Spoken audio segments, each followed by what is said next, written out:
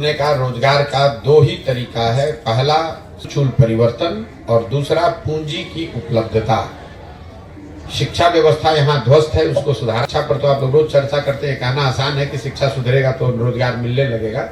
जो दूसरा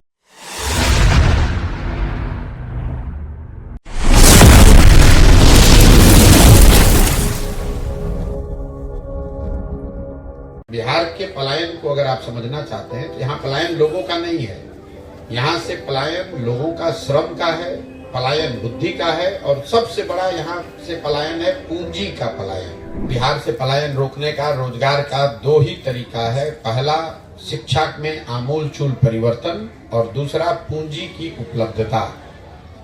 शिक्षा व्यवस्था यहाँ ध्वस्त है, उसको सुधारा जाना है। लेकिन जो सबसे बड़ी बात है, शिक्षा पर तो आप लोग रोज चर्चा करते हैं, कहना आसान है कि शिक्षा सुधरेगा तो रोजगार मिलने लगेगा। जो दूसरी बड़ी बात है, बिहार के पलायन को अगर आप समझना चाहते हैं तो यहाँ पलायन लोगों का नहीं है, यहाँ से पलायन लोगों का श्रम का है, पलायन बुद्धि का है, और सबसे बड़ा यहाँ से पलायन है पूंजी का पलायन। बिहार में रोजगार और पलायन रोकने का जो सबसे सटीक तरीका है कि लोगों के हाथ में पूंजी उपलब्ध कराया जाए, ताकि लोग अपने अपने क्षमता के अनुसार कुछ न कुछ स्वरोजगार कर सके। अब आप कहिएगा कि अभी ये क्यों नहीं और आप कैसे कर दीजिएगा।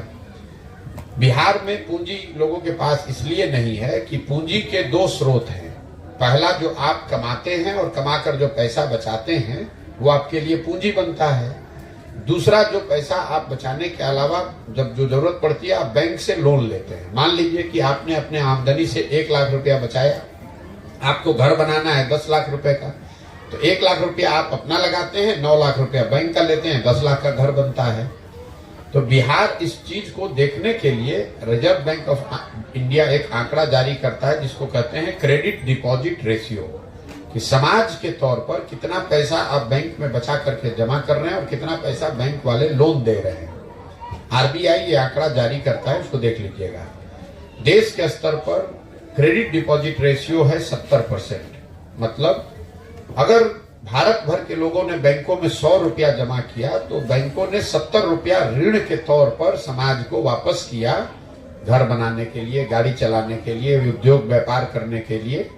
बिहार में सीडी रेशियो है 40%। 1990 में जब लालू जी मुख्यमंत्री बने तो सीडी रेशियो था 40%। लालू जी का जो जंगल राज चला तो घटते घटते हो गया 28%, और जब नीतीश कुमार जब मुख्यमंत्री बने तो 28% सीडी रेशियो था, और अभी उनके 18 साल के प्रयास के बाद ये बढ़कर फिर हुआ 40%। इसका असर क्या होता है इसको समझिए। पिछले वर्ष बिहार की गरीब जनता ने बैंकों में जमा किया 4,61,000 करोड़ रुपया। समझिए इस बात को, पूरे बिहार में लोगों ने जमा किया 4,61,000 करोड़ रुपया। 40% सीडी रेशियो का मतलब है कि बैंकों ने ऋण के तौर पर दिया 1,61,000 करोड़ रुपया। बाकी पैसा कहाँ गया? 2,80,000 करोड़। वो पैसा बैंकों ने यहां से ट्रांसफर कर दिया उन राज्यों में जहां उद्योग धंधे लग रहे हैं, जहां विकास हो रहा है। तो 1990 से पिछले वित्तीय वर्ष तक का आरबीआई का आंकड़ा देखिएगा तो आपको पता चलेगा कि यहां से, बिहार से 26 लाख करोड़ रुपया बिहार के लोगों का पैसा। आप और हम सोच रहे हैं कि कोई बॉम्बे से आके वो चीनी मिल लगा दे 5,000 करोड़ रुपया का। बिहार के लोगों का 26 लाख करोड़ रुपया बैंकों ने यहां से ट्रांसफर कर दिया दूसरे राज्यों में, महाराष्ट्र में, तमिलनाडु में, केरल में, पंजाब में। वहां पर सीडी रेशियो कितना है? उन राज्यों में सीडी रेशियो है 90, 95, 100, 105। मतलब अगर आंध्रा में 100 रुपया लोगों ने बैंकों में जमा किया तो बैंकों ने 105 रुपया ऋण दिया। तो हम लोग यहां से खाली अपने बच्चों को मजदूर बनाकर नहीं भेज रहे हैं, यहां से हम लोग अपने बच्चों को मजदूर बनाकर भेज रहे हैं। जो हमारे समाज का पढ़ा लिखा आदमी है उसको पढ़ा लिखा कर मैनेजर बनाकर भेज रहे हैं, और जो पैसा हम लोग बचा रहे हैं इस पैसे को भी हम लोग उन राज्यों में भेज रहे हैं जहां उद्योग धंधे लग रहे हैं। तो बिहार, जो दुनिया भर के विद्वान बता रहे हैं लोग, अगर बिहार में क्रेडिट डिपॉजिट रेशियो को सुधार दिया जाए तो हर साल यहाँ 2 से 2.5 लाख करोड़ रुपया अलग से इन्वेस्ट होने लगेगा, और उससे यहाँ पलायन और रोजगार का सृजन होगा, पलायन रुकेगा। और ऐसा नहीं है कि बैंकों की मनमर्जी है कि वो जितना चाहे दे जितना ना दे। ध्यान रखिए, बैंकों पर यह वैधानिक जिम्मेवारी है कि उनको कम से कम 70% लोन देना है हो, और उस कमिटी को खुद चीफ मिनिस्टर मुख्यमंत्री बिहार के हेड करते हैं। लेकिन हो ये रहा है कि जैसे मुख्यमंत्री का बात थानादार नहीं सुन रहा है, अफसर नहीं सुन रहा है, वैसे बैंक वाले भी नहीं सुन रहे हैं।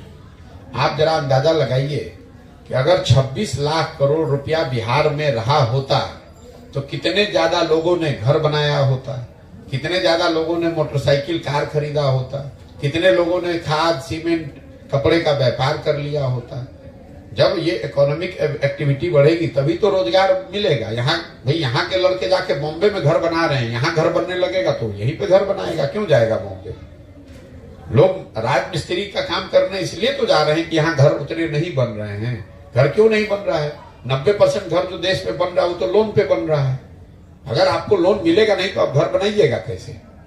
अगर आपके पास अभी बचत का पैसा 1 लाख है, आप 2 कमरे का घर बना रहे हैं, 10 लाख का आपको लोन मिलेगा तो आप 6 कमरे का घर बनाइएगा और कमा के धीरे धीरे पैसा वापस कीजिएगा। तो ये जो पूंजी की अनुपलब्धता है, क्रेडिट की जो, और बिहार में इसकी कोई चर्चा नहीं करेगा। आप यहाँ जो फाइनेंस मंत्री है उसको बुलाकर पूछिएगा क्रेडिट डिपॉजिट रेशियो होता क्या है, तो उसको भी नहीं मालूम है। तो यहाँ सुधार होगा कैसे? आप इतने दिन से पत्रकारिता कर रहे हैं, किसी ने आपको ये बताया कि बिहार से 26 लाख करोड़ रुपया बैंकों ने ट्रांसफर किया है पिछले 30 वर्ष में? कोई बात नहीं करता, नीतीश कुमार भी नहीं बात करते। हम आपको कैमरे पे कह रहे हैं, कोई अगर झूठला दे तो मैं जो कहिएगा मैं मान लूंगा।